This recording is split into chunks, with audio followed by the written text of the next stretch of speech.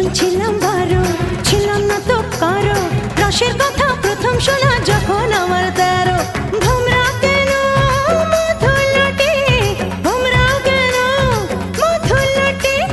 ভোমরা কেন মধু লুটে এখন জেনে গেছি হয় আমি 16 পেরিয়ে গেছি বাবু গো 16 পেরিয়ে গেছি আমি 16 পেরিয়ে গেছি বাবু গো